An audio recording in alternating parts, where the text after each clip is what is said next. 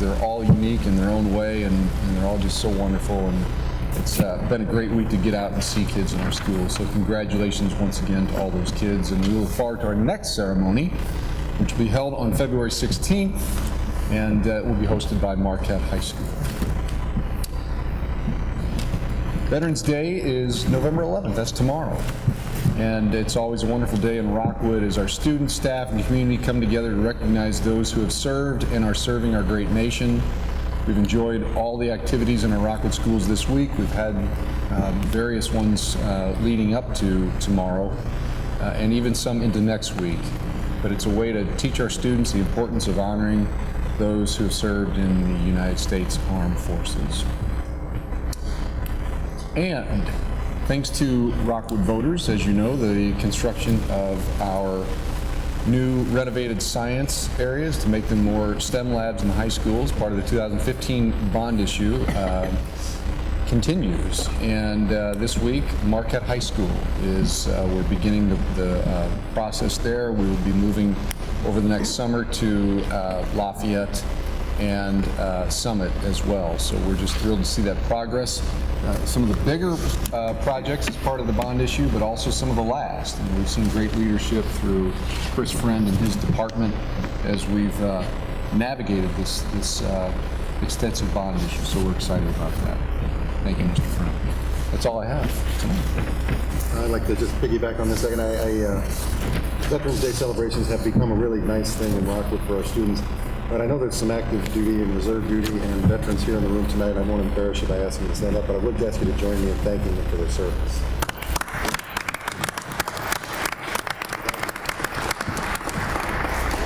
Are there other board comments? I want to make a shout out to the little kindergarten students that I talked to today at Kurzweil. They were awesome. They wanted to learn about elections. So I told them that I would say what great kids they were, and that was true. So Makes it easier. makes it easy. Any other board comments at this time? All right, we'll move on to the consent agenda items. Need a motion to approve the consent agenda items as submitted. A motion and a second. I don't know if you can put the, Dr. Kinder always likes to see the gifts to schools. Can you get that up on the screen? As I say that there are two of them. One was from the Pond PTO for a set of reading books. Another one was from Utah Valley PTO for over $28,000. Donations to help for the school year to support the students and staff. So both of those, the PTOs do a wonderful job of supporting and supplementing the schools with the charitable gifts. So we're very appreciative of all of those. Thank you. Any other discussions on the consent agenda items? Motion is to approve those items. All those in favor, please say aye. Aye. Any opposed, say no. That passes. Thank you. Moving on to the regular agenda items. The first one is informational. It's from the American Heart Association presentation. And I'm always terrible with reading names, but I hear Barb Rayring and George Weber and Ed Matheson. I hope I got a little close. All right, thanks. Good evening, board, cabinet. Just a little bit of well, I guess I'll start by thanking, for you guys that don't know, Barb Rayring, the American Heart Association representative for our area, for our school district, works tirelessly in buildings. Hey guys, do this. Wear red. Let's try to earn some money for the district. And I will. But the trying to raise money for the American Heart Association, and later she's going to announce a number that is just unbelievable. We're typically top 2, top 3 in the state of Missouri, and that should not be. It should go with that. Should go without recognizing for all of her hard work. I'm here. A few years back, Barb and Barb's partner in crime, Julie Herndon, they spoke about how cool it would be to get CPR training for all of our high school students. And I thought, wow, that'd be pretty cool. How is that going to happen? Who's going to start that? So a few years later, here we are. We have a bill. It passes. Now CPR is mandated in our high schools for all of our 9 through 12 students. the PE and health curriculum has taken that on. We are going to take that into our health classes. The students will get 30 minutes of training. One of the kits that is being used in the classes is right in front of us. These kids, there's one at each high school, stress-free. They can be facilitated by anybody. Like I said, it's a 30-minute training. 10 to 20 people can go through at a time. So for a typical health class, it may take an hour to an hour and a half to get all the students trained. So we're looking at 2 days' time to train students in CPR, and they also get AED training. So we have choking. They used to call it the Heimlich, but I guess they get trained in the Heimlich. So we started it this year in our health classes, 2016, 17. Even though the bill says 17, 18, we went ahead and got started. We had the kits. We actually do teach CPR in our injury prevention units in our health classes.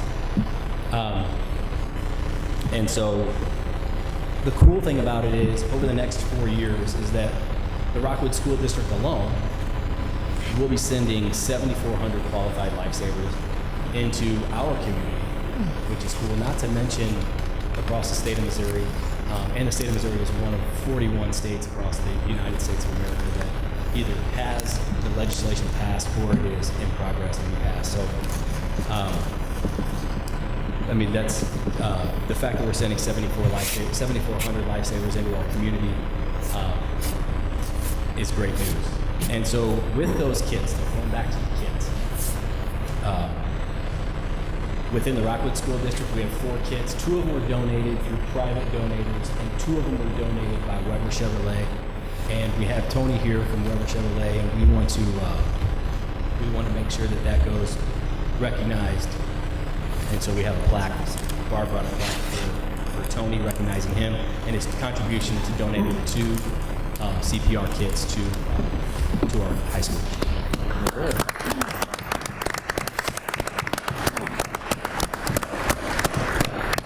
And so now, enough talking from me. The real superhero here, Barb Rarian, is going to say a few words. Eddie Madison, thank you so much. He does a wonderful job in your PE department. He heads it all up. You know, PE is a department that a lot of people, they don't get validated like they should. Because when your kids are healthy and active, their test scores are also good too. Dr. Knows, thank you. You are a wonderful supporter of our program. Many of you might know that heart disease is the #1 killer. And we have a program that's over 40 years old called Jump Rope for Heart and Hoops for Heart. And almost all of your schools participate, and it's wonderful. I get some amazing stories about how our program makes people aware of how to take care of their own hearts. I happened to be at Bowles Elementary this past year, and I asked a lot of our coordinators, I should say PE teachers or volunteers, like, why do you do this? And all of a sudden, Brandon Lococo goes, and he kind of shows me his shirt, and it's got a zipper, and he goes, because I've had open heart surgery. At 26, I collapsed on the gym floor playing basketball. Somebody gave me CPR. They rushed me to the emergency room, found out I had a congenital heart defect, fixed it the next day, and here I am. He said it's due to the funding of the American Heart Association. You all might not hear about us. We hope that the doctors, the researchers, the scientists, and the hospitals get the credit because they do the research, they make the discoveries, but we do the funding. Really, it's your kids. Schools have become our #1 supporters. The Rockwood School District has raised $142,000 this past year. They were the #2 district in the state of Missouri. My heartfelt thanks to all of the school community, to Dr. Knows, the board, for everybody for your support in the schools. Eddie, thank you so much. He really helps out a lot. And I do have something for your district to display in your district office. So thank you all very, very much. We sure appreciate your support.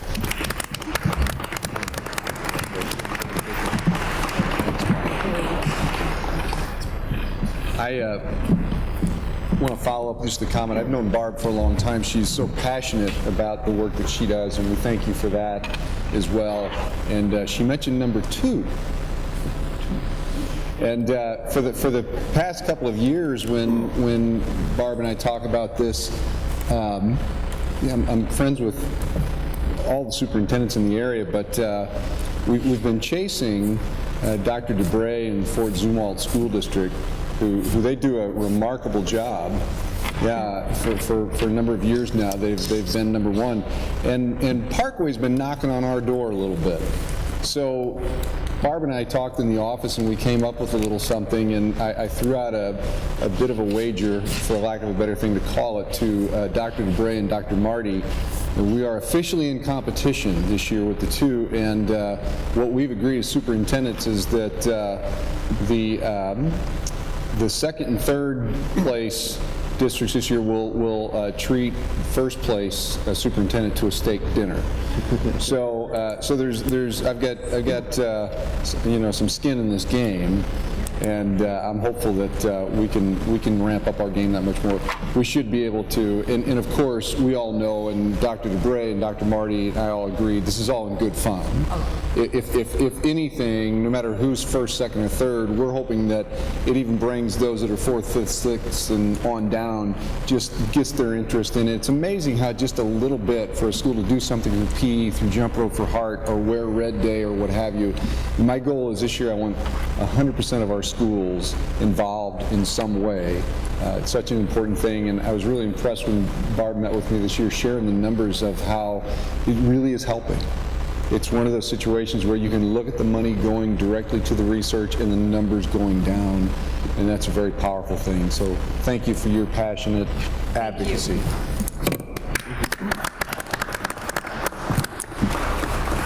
And Barb and Ed, thank you very much for the presentation, and Mr. Weber, thank you very much for the donation. Next one is a American Education Week proclamation. I need a motion to approve the proclamation of November 14th through the 18th, 2016 as the Rockwood School District's annual observance of the National Education Association's American Education Week. Second. We have a motion and a second. And I think Laura Baker from the RNEA is going to join us. Hi, Laura. American Education Week gives us an opportunity as a community to recognize and celebrate the amazing impact our school district has on our students. We strengthen, we inspire, we build, we encourage, we understand, we listen, we support, we advocate for, we invest in, we cultivate, we equip, we empower, we care for a new generation of dreamers and change makers. When I speak of community, I am referring to all of those whose dedication, heart, time, and energy touch the lives of our students. Parents, siblings, family, friends, neighbors, bus drivers and transportation workers, child nutrition and food service employees, facility and maintenance staff, nurses, social workers, counselors, librarians, business partners, technology and support personnel, administration, administrative assistants, paraprofessionals, Board of Education directors, teachers, countless educational employees who are all in for kids. When I speak of impact on students, I am referring to the child who is the world to a loving mom and dad, the sister, brother, friend who inspires others to be great, the student who influences his school community by his presence, thought, spirit, personality, and accomplishments, the citizen who is respectful of and values individual differences, models responsible economic and social behaviors, and ignites people to work for common goals and the greater good. The individual whose impact reaches the global society by embracing peace, stability, and happiness for all humanity. We are mindful of the quote by the Dalai Lama, just as ripples spread out when a single pebble is dropped into water, the actions of individuals can have far-reaching effects. By so proclaiming next week as American Education Week, recognized by the Rockwood School District, we celebrate the achievements of students, teachers, education support personnel, parents, and community members who help our students succeed. We honor the hard work of students, recognize the professionalism and commitment of our educators, and appreciate parents and community members who work towards quality public schools for every student. We are lucky in Rockwood to enjoy such tremendous support. Thank you to our families and our community. Thank you to our administration. Thank you to our Board of Education. And since I'm in the thankful mood, I know you mentioned this earlier, but I do want to recognize and thank the veterans in our community. Thank you for your service that allows the opportunity for and the protection and the right of education for all our children. Thank you very much. I think Vice President Mondel is going to read the proclamation. American Education Week proclamation. Whereas public schools are the backbone of our democracy, providing young people with the tools they need to maintain our nation's precious values of freedom, civility, and equality. And whereas by equipping young Americans with both practical skills and broader intellectual abilities, schools give them hope for and access to a productive future. And whereas education employees, be they substitute educators, custodians, nurses, teachers, bus drivers, or librarians, work tirelessly to serve our children and communities with care and professionalism. And whereas schools encourage community, bringing together adults and children, educators and volunteers, business leaders, and elected officials in a common enterprise.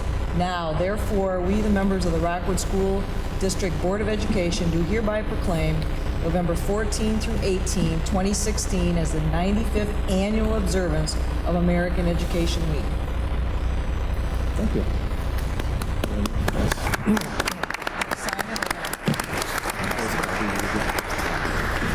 Any other board questions or comments on the proclamation? In that case, the motion on the floor is to adopt the proclamation you just heard. All those in favor, please say aye. Aye. Any opposed, say no. That carries. Thank you. The next item is a Fair Labor Standards Act update, and Dr. Rivelet is going to join us. And this says recommend that we approve it. So I think what we need is a motion to approve the support staff salary ranges to meet the Fair Labor Standards Act mandate. We have a motion and a second. Dr. Rivelet. Thank you, President Dole and Dr. Knost and members of the board. Thank you for having me this evening to talk about the Fair Labor Standard Act. This is, let's see if I can do this at once. This is not a new law. It's not a new statute that just came about. You probably heard a lot about it in the news in May when President Obama signed a updated rule change that impacts employers. So you can see from the information on the screen, FLSA defines a work week and defines what minimum wage is. You probably are aware of the basics of FLSA. I'm not going to go into them unless you'd like for me to, but there is differences between exempt workers and non-exempt workers. So what does this mean to us as a district? Effective December 1st, 2016, there is an increase of the minimum salary to be an exempt employee. And there's also an automatic updater every 3 years that will occur. In the past, there was not an update to the salary, the minimum salary, and starting this December every 3 years, there will be a mechanism for that update. So the impact to Rockwood. The great news is there's not a huge impact on the Rockwood School District. We did review, I worked with Stacy Neely, the coordinator of HR, and we reviewed all of our exempt and non-exempt positions. We did reclassify 4 positions to become non-exempt, and then we did raise the minimum standard for the minimum salary for many currently exempt positions. You'll see from the second attachment that you probably can't see, but I have identified those. I'm sorry, this is super awkward, so sorry. I'll just look this way. I have identified those ranges, and there are positions that are in red, which mean that those positions will no longer exist. There's 2 positions, and then there are positions in buff, which the position still exists, but there is no one currently in that position. All right, any board questions? Basically, we have to do this to meet that act, so it's not really Correct. optional. You are correct. I want to add that it did require a lot of work on the part of our HR department. I appreciate Katie and the leadership and Stacy sorting through all of these positions and considering it from our legal counsel and what becomes what, and it looks really easy when it's just presented in a few slides and some information provided to the board, but it was a lot of work to comply, and I appreciate their efforts. Thank you. All right, then the motion on the floor is to approve the support staff salaries to meet the Fair Labor Standards Act. All those in favor, please say aye. Aye. Any opposed, say no. That carries. Thank you, Dr. Rivelet. I think you're staying for the next one. I need a motion to approve the negotiated agreement between the Rockwood School District and Transportation Local 610. This 3-year agreement shall be effective July 1st, 2016 through June 30th of 2019. Good evening again. So as Mike Leeser makes his way up Just like, here. did I get a motion? Got a motion and a second. Thank you. Now, sorry. I'm so excited, I can't contain myself.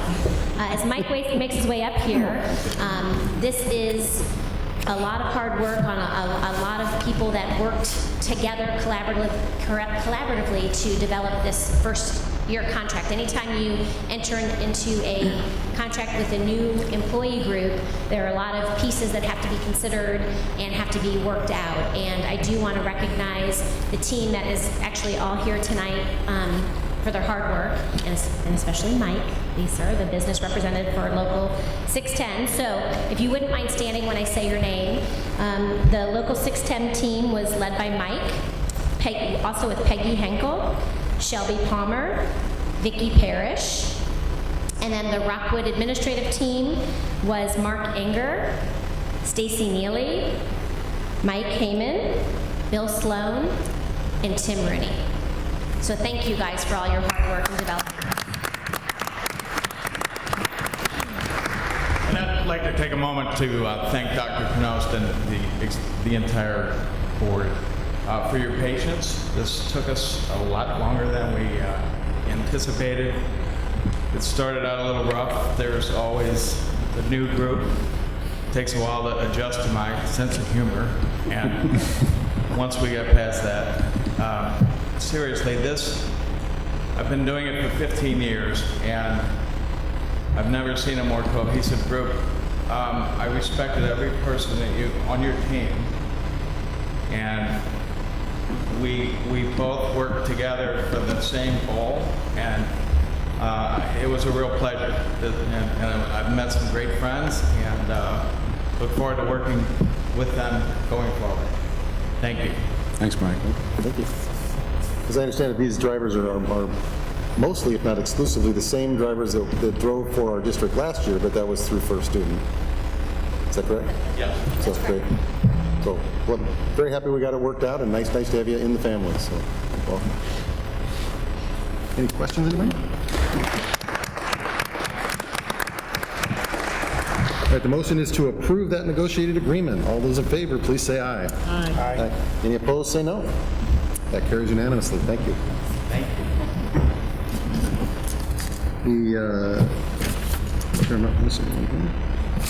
The next item, I need a motion to postpone approval of the second math courses curriculum as presented until December 1st board meeting. Got a motion and a second. I think we're going to hear a little bit about it. Just remind everybody procedurally the way this comes up, the reason we always bring it up and postpone it is to make a presentation. Everybody can see the item that's going to be there for a first reading, and then everybody can bring it up the next time. But I think we're going to have an explanation. All right, thank you, Mr. Dole, Ms. Mondel, Dr. Knost, and board members. Thank you for having us here tonight. Tonight marks the beginning of our curriculum season, so over the course of the next few months, we will be presenting several new curricula to you. Tonight we get to start with our secondary math curriculum. You'll be hearing a little bit about how the curriculum was written.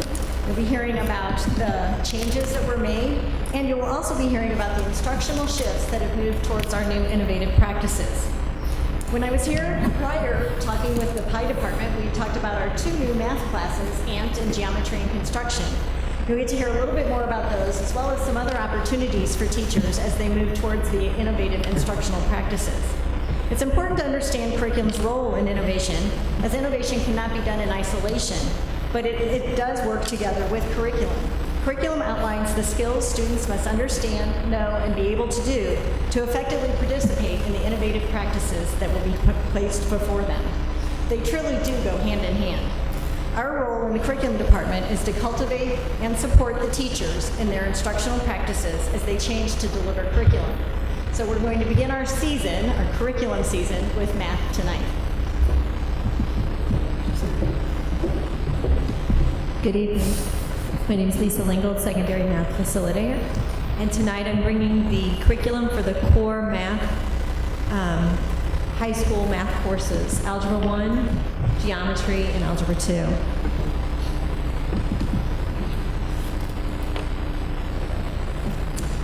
These changes to the curriculum are prompted by the adoption of the new Missouri Learning Standards that were approved last April by the State Board of Education. These new standards replace the old grade level expectations and the course level expectations. They're under the framework of the Show Me standards. These expectations are revised regularly based on feedback and research. Over the past 5 years, we've been aligning the secondary math curriculum to the latest versions of the standards to ensure that students learn the basic and higher order skills, including problem solving and critical thinking, that they will need to be college and career ready, while guaranteeing that we do not have any gaps in their learning as they progress from course to course. The Missouri crosswalk documents show the connection between the old standards, which are on the right-hand side, and the new standards on the left. As the curriculum writing team reviewed these documents, we found little changes to the content, but rather a lot of rewording and restructuring of the standards with a little more clarification to the expectation for each student. The biggest change is actually the shifting of the content, or some content, from Algebra 1 to Algebra 2. This is going to allow Algebra 1 teachers to have more time to dig deeper into some of the concepts to help build some of that conceptual understanding, and by engaging our students in real-world applications and task development. Some of the changes to the curriculum itself includes the organization of the standards into instructional units and sequencing them to allow fluent progression of learning for our students. The identification of essential standards gives teachers and students a focus for each unit. However, as we move forward, it is the shift in the instructional practices with real-world experiences that will give our students what we need to focus on in our math classrooms. And Shelley Willett's going to talk a little bit about some of those programs that we're offering and some of the directions we're moving in. So when you see a curriculum document, you really don't get to see the instructional shifts that we're asking teachers to do. And some of the innovative things that we've been thinking about in math are, of course, the two courses that we've been talking about, that AMPed course, the Algebra and Manufacturing Production and Design. And then we're also looking at the Geometry and Construction course. So we have teachers that are making those commitments in our buildings right now.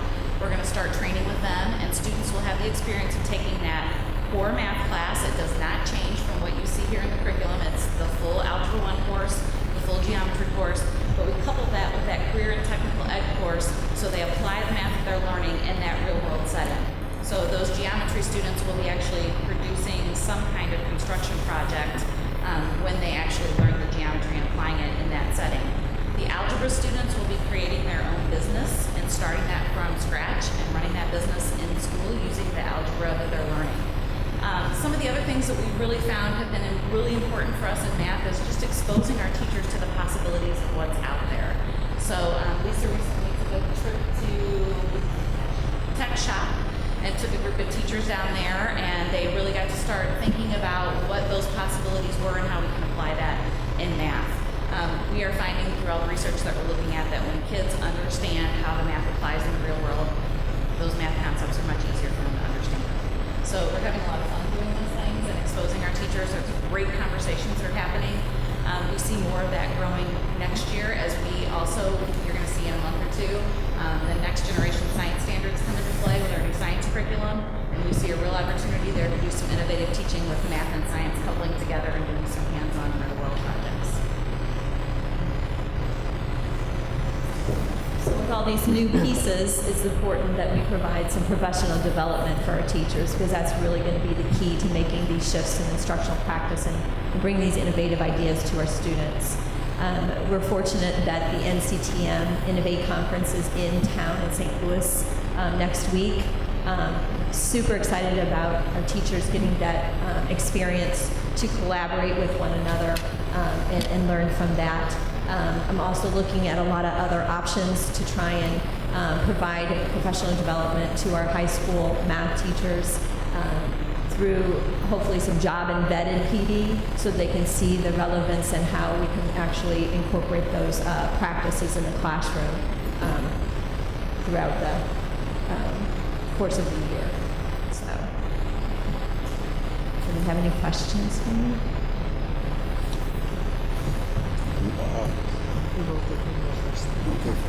I'll save mine. So, oh, you have a comment? Oh, go ahead. I have a question. So, district, if we go back to like the 5th slide, it's no big deal, but it talks about district common final exam. And how many of our math courses right now do we have a common exam for all of our kids? At this point, almost every secondary math class does, with the exception of pre-calculus and, well, calculus has an AP exam, obviously, but right now, pre-calculus, a couple of, like math and careers, we're working on developing a new curriculum for that, so it's more project-based. Statistics, we haven't implemented or made the changes yet, but we're working on the development of that exam as well. Yeah, okay. I sit on the Curriculum Advisory Council as a parent rep, which has been such a phenomenal experience. How far this department has come in the last few years has really been very, very impressive. And I mean, the opportunities our kids have, I don't think people really fully understand that until, I'm teaching a college-level course right now at Webster University. And, when I say how many kids have had the opportunities in your schools to take statistics and AP calculus, I mean, kids, our district is not like what the norm is around the state of Missouri and the country. I was actually contacted by a school district just recently. I'm going to be talking with them in a couple of weeks about a lot of the different opportunities, because they happen to look at our curriculum and notice that we have a lot of different avenues for kids, and they want to spend some time talking about possibly doing some of those additional courses in their district as well. And that should be the way it is. And without bragging about Rockwood, but I'm going to, that's the way it should be. We are such a leading district that, okay, I'm going to brag on us, that other districts should be looking to us. So there you go. I said it. You did. I did. It's true. Good job. First question, Lisa or Shelley. How are you going to be able to, what are you using as your guidelines to measure success of this new curriculum and instruction? What kind of tests are you using to gauge success? The final exam itself is going to allow us to take a look at our instruction and the content, making sure that we're aligning the curriculum and the students are prepared. So having that common piece that we can actually go back and take a look at how students are performing and having discussions around, if we can see that there's a school that's particularly doing well in a particular concept, having some discussions about those pieces. But I'm also out in the buildings quite a bit, having conversations just with teachers, attending PLC meetings, to make sure that there's clarity about what the expectations are for students. We also have ongoing emails frequently with a course, because in Algebra 1 we have a group of Algebra 1 teachers that are communicating with each other across district lines about those content pieces to make sure that we're understanding the expectations and making sure that students are getting the necessary skills and critical thinking processes. You also, at the end, you have a quote from Jo Bowler. She has become sort of an expert, in one sense, of mathematics, but you can't use her method 100% of the time. Am I right in that? It's sort of a supplement, even though it's a design, it's a supplement, or are you even doing that, or you just got the quote? Are you talking about the quote here at the end? Yeah. Are you using some of her methods? Actually, they were spending a lot of time in elementary school.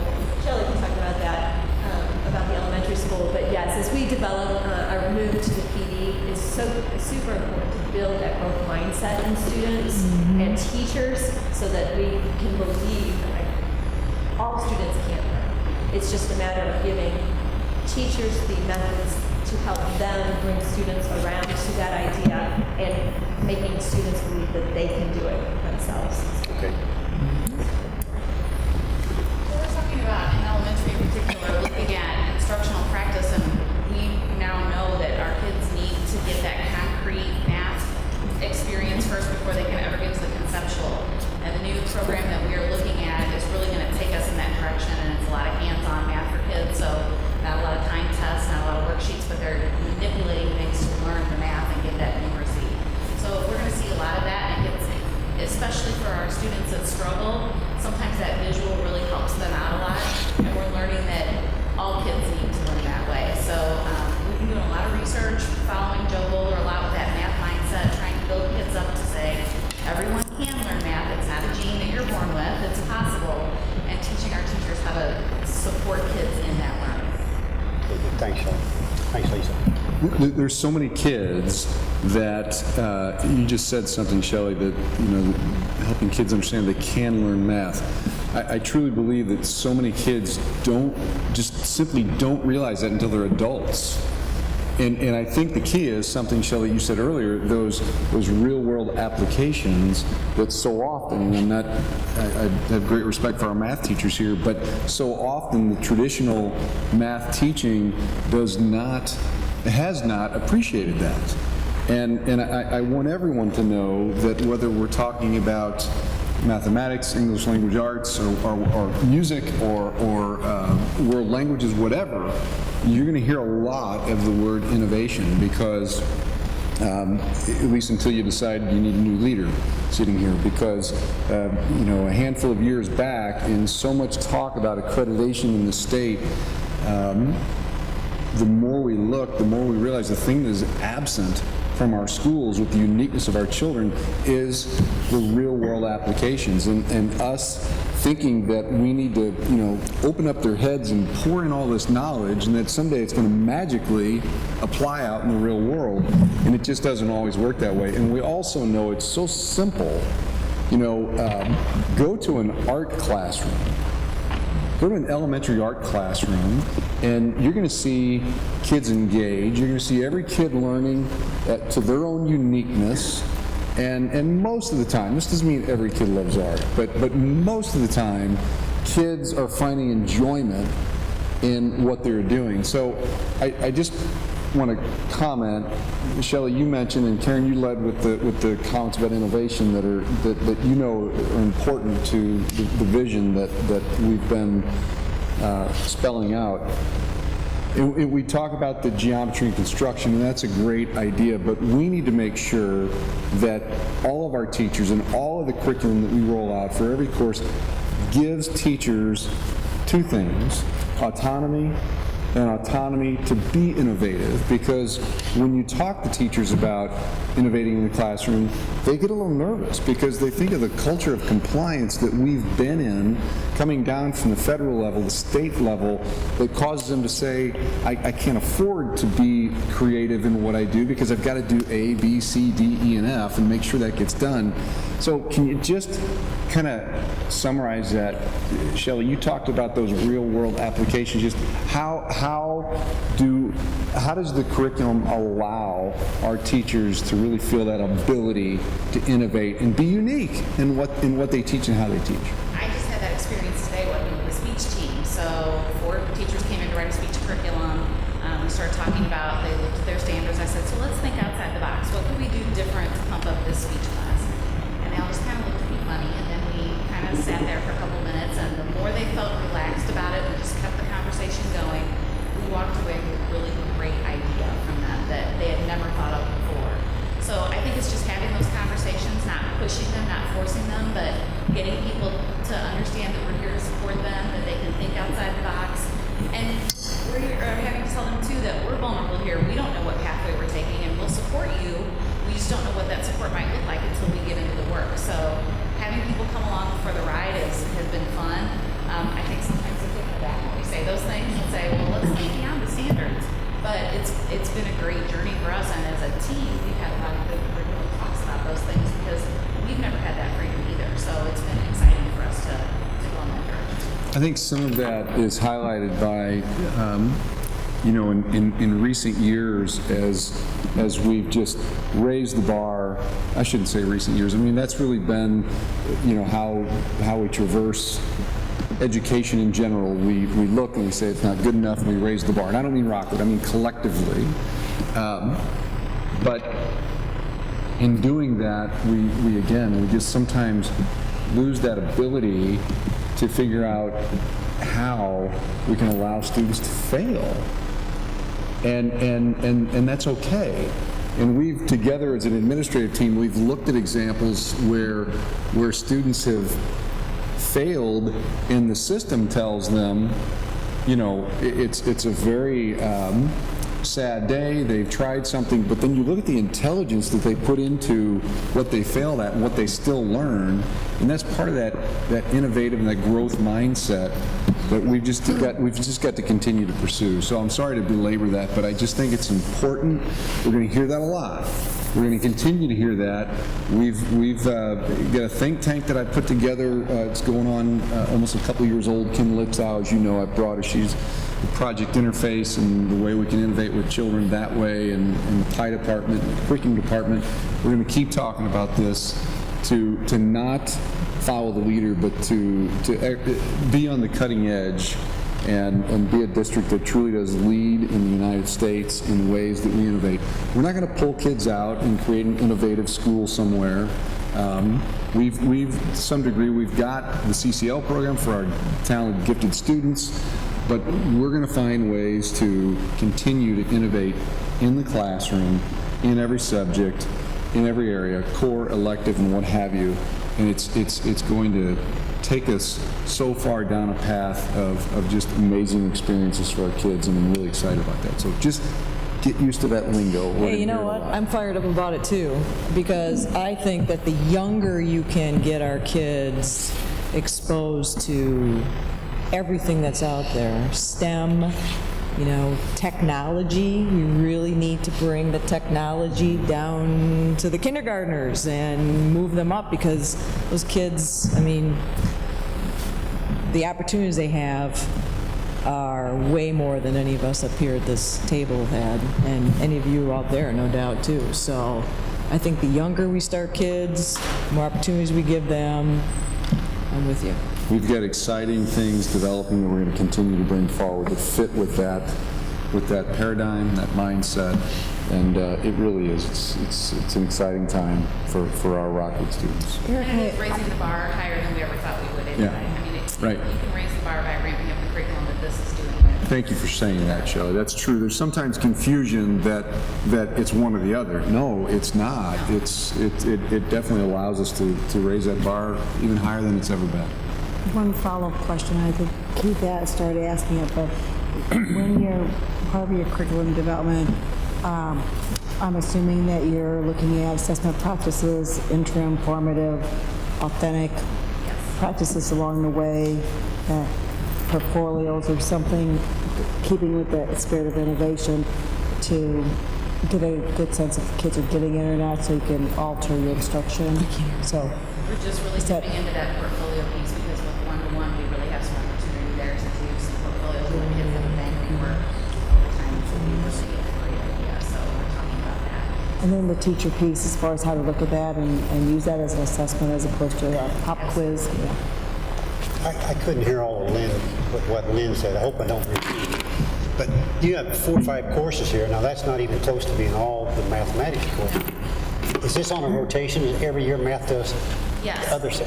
It used to be that we had things set up in chunks where we do the whole secondary math at once, and we were finding that you just can't dig into it like you need to and spend the time on it. So spreading that out not only doesn't tax our teachers, because the teachers are writing the curriculum, but it also gives us some opportunity to dig in and really do some deeper work that we weren't doing before. So it takes us beyond just creating new documents and putting them on the website. Do you tie it in like these are sort of the beginning or some of the beginning math courses?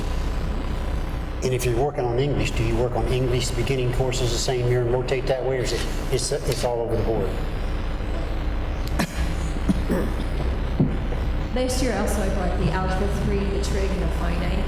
So when I said I've been working on curriculum for the last 5 years, 6 years, it's been rolling up so that we're making sure really there are no gaps in students' learning. So as we go from course to course. So the reason the algebra, geometry, algebra, all that's coming back is because the change in the standards. So we made changes, and then the new standards came out again. Sure. So there were additional changes and revisions that had to be made. And so we're continuing to write as we move forward. So we're working on statistics. Next semester we're going to start working on, we currently have a class called Math in Careers. It's going to be kind of math and STEM careers that we're going to explore, look at making it project-based so that students have a say and a choice in what they're interested in, exploring different options, so they can actually do some research on what that looks like in a career field. And then in addition to that, looking at another course to allow students to have other exposures to key pieces in algebra and geometry so they can see more of the application basis beyond just the geometry and construction in the AMT course as well. So we're continuing to work and move in that direction of the innovation. Thanks, you guys do great work. Thanks. Obviously, there's a lot of excitement around the topic, so thank you for the presentation. I hate to talk so much, but I want to mention something that's really relevant today.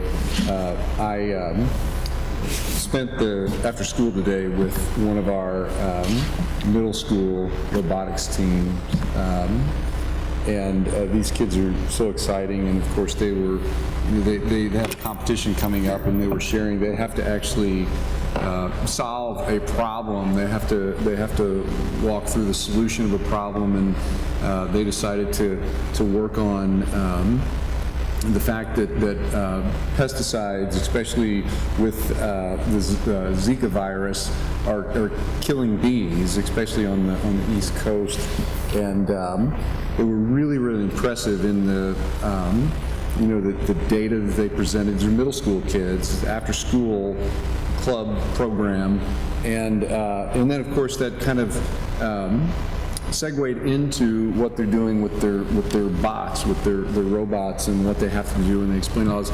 And I asked them, I said, guys, is this learning?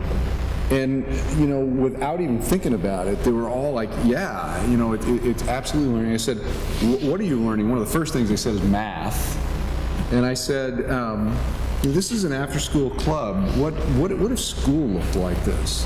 And it's just, they're like, are you joking? I mean, but that's a snapshot of this paradigm shift, this out-of-the-box thing that we're moving. So anyway, I thought it was a good example, and it just made me think of it I think today. that's a great example, and that's actually one that we are working with Bob Janelle. So as he's our STEM coordinator, we are working with all of our robotics teams and thinking about ways that we can use that into the school day so that they're not just after-school activities. So that could be one that you're hearing about in the near future as well. Yeah, it needs to be in the school day, that's for sure. Thank you. Very good. Thank you very much. Motion on the floor is to postpone the approval of the secondary math courses curriculum. All those in favor, please say aye. Aye. Any opposed, say no. That carries. Thank you very much. The next one is about bond issue purchases and related contracts over $7,500 to $150,000. Need a motion to approve the bond issue purchases and related contracts between $7,500 and $150,000 as submitted. So moved. We have a motion and a second. I think Mr. Rooney and Mr. Friend are going to join us. Hey, Chris. Good evening. We have 3 items up for approval tonight in regards to the facility issue items. The first one is engineering.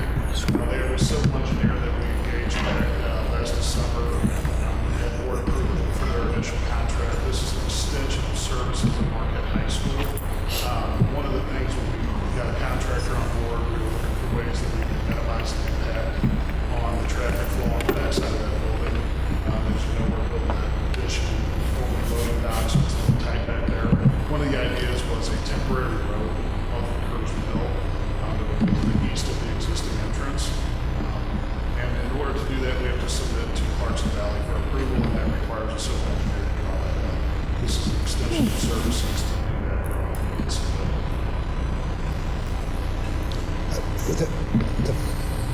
Second item is also related to Marquette High School. You had a question? Project. I'm sorry. Oh, the first one is only $3,500. Is that right? That's correct. that's not in that range of 7,500 to 150. I missed why that would have to be in here. Because it's actually an extension of services and increases the amount that was originally approved back in December. Question. So you throw that 32 counts, and anytime you add on to that? That is correct. Thanks, Chris. Second is SCI Engineering, and this is the materials and construction, the materials testing and construction observation on the project. As they start construction, they'll be testing concrete, iron welding, and stuff like that, construction and materials testing. So like of the existing building is what they're? No, they will actually test the mortar that's put into the addition. They'll test the concrete. They'll break the concrete to make sure it's at the appropriate PSI. They're just kind of a watchdog over the contractor to make sure what they're putting in is to spec. Interesting. And then the last item is actually for Lafayette High School. This is the boiler replacement for the pool heaters here on this campus. They've reached the end of their expected life cycle. This is the purchase of a boiler system that will be installed by our Rockwood HVAC technicians. Weren't those original ones lock and bar? Yes, So it's just replacing those with other ones? that is correct. Okay. Straightforward. Any questions, comments? All right, the motion on the floor is to approve those bond purchases. All those in favor, please say aye. Aye. Any opposed, say no. That passes. Thank you, gentlemen. Next one is informational. We don't need a motion, but I think Kathy Order is going to join us for the COPE committee. Where's Kathy? Kathy? She's right down there. Oh, that's it. I know. So, we talked about a bunch of different, we had COPE a long time ago. Yeah. We forgot to put it on the last agenda. So, what did we talk about? We talked about PD, right? You guys help me out here. PD. I can't help you. It's over 2 weeks now. We talked about PD. Because one of the things we try to do is have some sort of professional development at least every month. We try to do it on meetings when we have a lighter schedule, so we kind of work through that. We also then, so Kathy has a good list of things that we've talked about. We also then talked about the fact that, so she just pulled this up because I asked for it. So YouTube. So people are watching our board meetings on YouTube, and for the 2016-2017 school year, average views per meeting are 170. So the high has been 250, the low has been 114, and we have 382 app followers that actually follow our board app. So I'm just going to start this conversation because it actually started one day. You and I were at the Fenton Chamber luncheon, and he walked in, and I was already there, and he came over and he said, "Oh, we have this plaque because we've belonged to the Fenton Chamber for however many years," and you said, you know, this is something we would hang in our boardroom if we had a boardroom. And so I kind of walked away thinking, wait a minute, we really don't have a boardroom. Not that I want a boardroom that we can fill with awards, because that's not the idea. But then I think we just started thinking a little bit more. I know Jamie and I have talked about, and Keith, sorry, and at COPE we did about, you know, if this many people are watching, I know there have been some issues with the audio, and we've kind of talked about at some point we're going to have to probably purchase some new audio systems, right? And I was at a meeting at A100 in the annex, and I'm sitting there looking around thinking, we go from this YouTube to I'm thinking, we should move our meetings. Okay, now everybody stay with me. Because when you sit at A100, everything in that room is Rockwood kids. And nothing against Crestview, because that's one of our schools, but those are, everything in Crestview is for Crestview, which is fine. Everything here at Lafayette is Lafayette kids.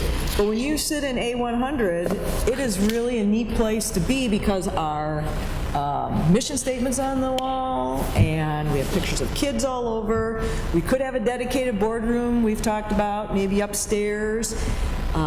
It is a centrally located, well, not completely centrally located, but what I'm saying, it's where our central office is.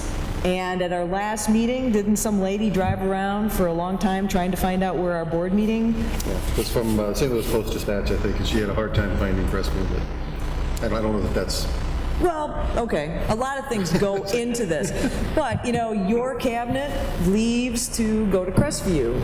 So I'm just facilitating, we've all kind of talked about this, I'm facilitating that. I think it would be a great idea to, beginning of the year perhaps, move our meetings to Eureka, A100. I know Kathy's done some work, kind of looking places where we could store some of the things that we would use. Yeah, absolutely. And when we're in Crestview, we use a sound system that requires us that's not quite as sophisticated as what we have at A100 that's already set up. And I know during our co-committee, we did look at getting some new microphones for the board table just so that we could provide the audience with a better audio experience so they could hear the conversations. And that was something that we also thought could be enhanced by A100 with the acoustics sometimes at Crestview are difficult, especially I know when we have rain. It's really difficult to hear with the roof that is on that section of the school. And that's something else that was brought up at the co-committee as well. And sun, when we're all at this angle, you cannot see the sun. I mean, you cannot see past the sun. So, I mean, anybody else jump in. This isn't... I do want to clarify, you said a dedicated boardroom. That doesn't mean that's the only thing you use it for. It's dedicated that night, set up for the board, but any other time it would be like normal. All your other groups can meet in there. I want to clarify that. Because some districts, they have a boardroom. That's all it's used for, is board meetings. And that's not what you're talking about. That's not what we're talking I'm just saying, yeah. We would just use it for closed session, though.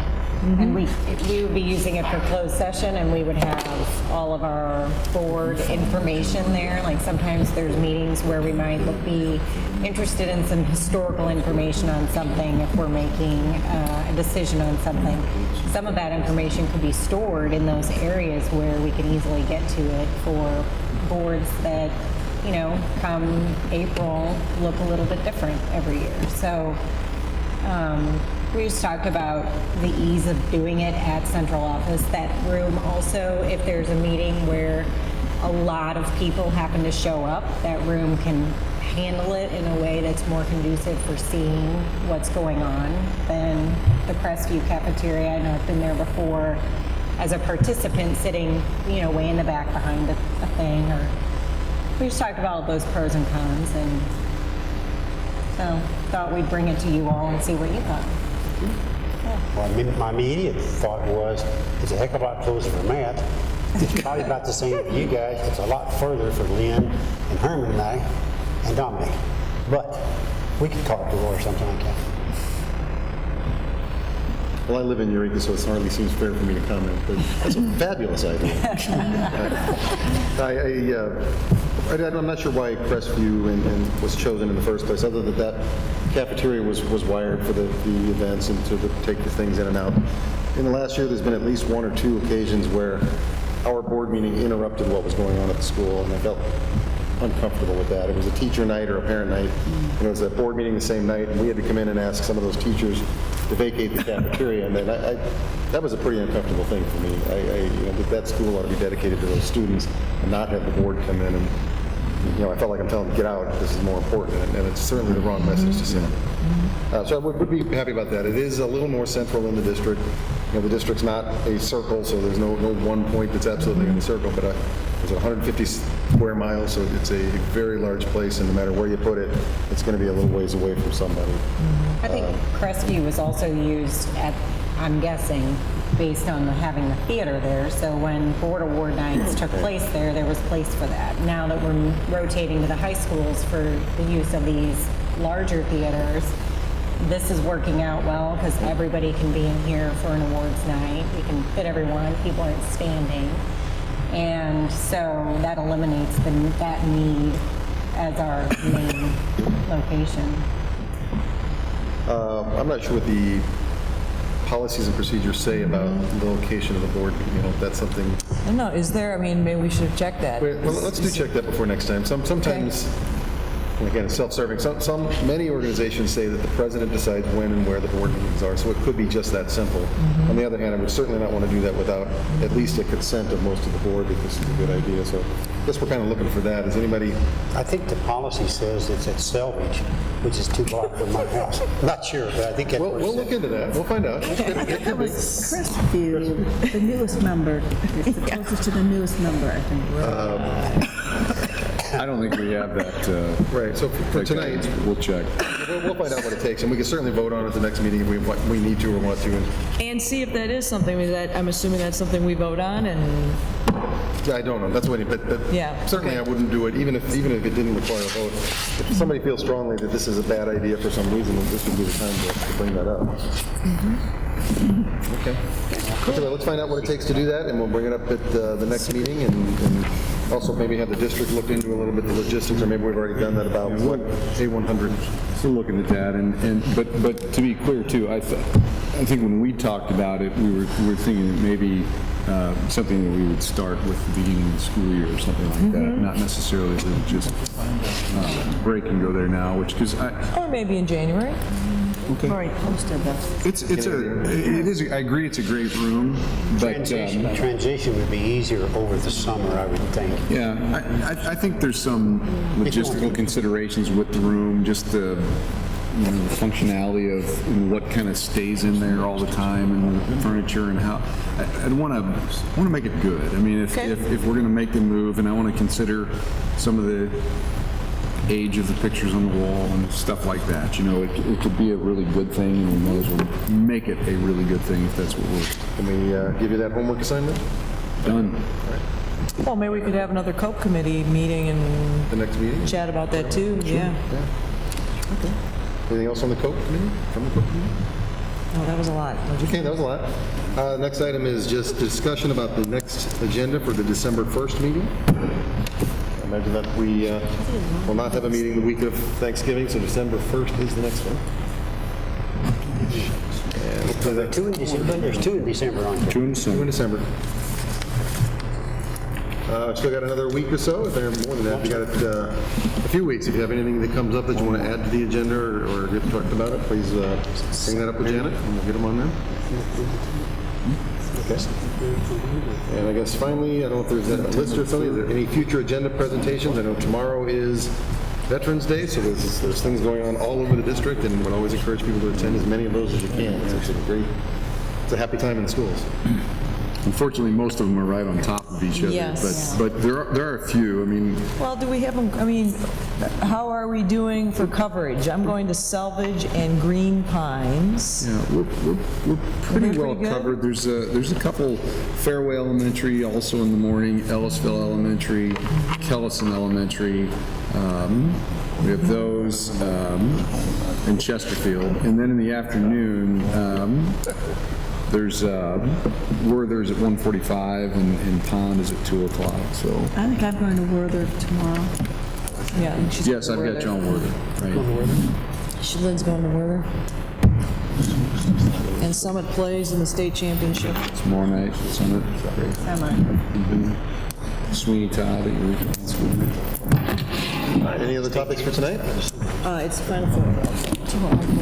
Hearing none, we will adjourn. Thank you very much.